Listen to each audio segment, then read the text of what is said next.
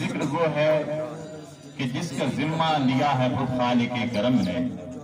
یہ ذکر وہ ہے کہ جس کا ذمہ لیا ہے خود خالق کرم نے. ازل سے میرے نبی کی محفل سجی ہوئی ہے، سجی رہے گی. ازل سے میرے نبی کی محفل سجی ہوئی ہے، سجی رہے گی. یہ جو محافل اور اللہ کا ذکر اور اللہ کا دین اور رسول کائنات کا ذکر اور رسول کی محبتیں کسی شخص کی محتاج نہیں، نہ کسی قوم کی محتاج ہیں، نہ کسی شخص کی، نہ فرد کی محتاج ہیں، کسی کی بھی ذات کی محتاج نہیں. اللہ کے محبوب کا توصیف و ثنا کہ اس کا ذمہ خالق کرم نے خود ہی لے رکھا ہے. وہ خود ہی جب اپنے محبوب کے نور کو اپنے سامنے رکھتا ہے اور دیکھ کر اس حسن اور جمال کو خود جب محمد کہتا ہے تو اسی وقت ہمارے حساب سے سرور کائنات کی توصیف و ثنا مکمل ہو جاتی ہے. ہمیں تو صرف اس لیے وہ حکم دیتا ہے کہ ذکر سرور کائنات سے ہم اپنے آپ کو بلند کریں. ذکر سرور کائنات سے ہم اپنے ایمان کی بالادگی کر سکیں. جس طرح حضرت حسان بن ثابت نے کہا تھا کہ وَأَحْسَنُ مِنْكَ لَمْ تَرَ قَطُّ عَيْنِي وَأَجْمَلُ مِنْكَ لَمْ تَلِدِ النِّسَاءُ خُلِقْتَ مُبَرَّأً مِنْ كُلِّ عَيْبٍ كَأَنَّكَ قَدْ خُلِقْتَ كَمَا تَشَاءُ. حضور کا میلاد بیان کرنے کے بعد ذہن میں آیا کہ لوگوں کے ذہن میں آئے گا کہ شاید مصطفیٰ کے میلاد کا تذکرہ میں کر رہا ہوں اس لیے ولادت کے تذکرے عام ہوں گے. تو جو لوگوں کے ذہن میں آ سکتا ہے یا میرے ذہن میں آ سکتا ہے فوراً بولے ما ان مدحت محمدا بمقالتی ولیکن مدحت مقالتی بمحمد. کہ لوگوں یہ جو مصطفیٰ کے تذکرے کر رہا ہوں، آقا کا میلاد بتا رہا ہوں اور منا رہا ہوں، یہ مت سمجھنا کہ میں اپنے اشعار کے ذریعے مصطفیٰ کی تعریف اور مصطفیٰ کے حسن و جمال کی باتیں اور مصطفیٰ کے میلاد کی باتیں کر رہا ہوں، بلکہ حقیقت یہ ہے کہ مصطفیٰ کا ذکر کر کے میں اپنے اشعار کی شان بڑھا رہا ہوں. یہ ایک حقیقت ہے کہ مصطفیٰ کا ذکر کسی کا محتاج نہیں.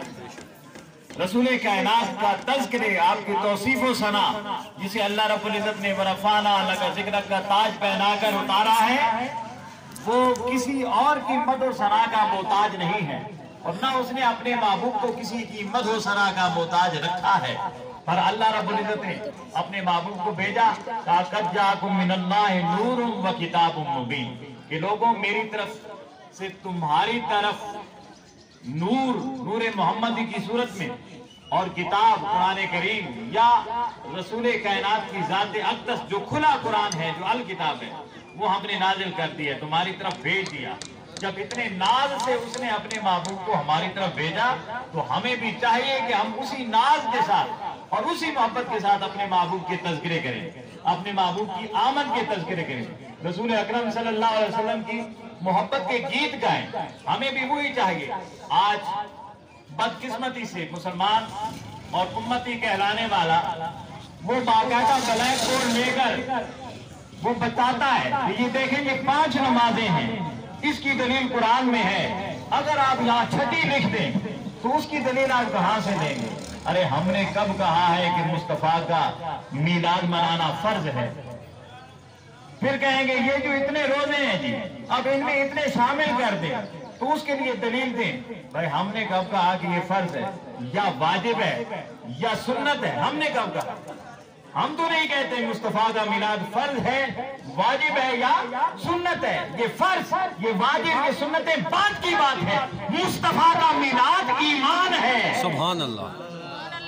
میری بات سمجھ گئے آپ کو؟ یہ ایمان ہے. یہ فرض، سنت اور واجب کی ان چکروں میں نہیں پڑتا. مصطفیٰ کی محبت ہوگی تو یہ عبادات ہوگی. سارے فرائض، سارے واجبات اور ساری سنتیں مصطفیٰ کے دم قدم سے ہیں. تو مصطفیٰ کا میلاد نہ فرض ہے، نہ واجب ہے، نہ سنت ہے. یہ شریعت میں جائز ہے مگر حقیقت میں یہ ایمان ہے اور عین ایمان ہے. جب تک مصطفیٰ کی محبت نہ ہو، اقبال نے کہا تھا نماز اچھی، روزہ اچھا، حج اچھی، زکات اچھی. نماز اچھی، روزہ اچھا، حج اچھا، زکات اچھی، مگر میں باوجود اس کے مسلمان ہو نہیں سکتا. نہ جب تک قد مروں میں خواجہ بطحا کی عزت پر خدا شاہد ہے کامل میرا ایمان ہو نہیں سکتا. سبحان اللہ.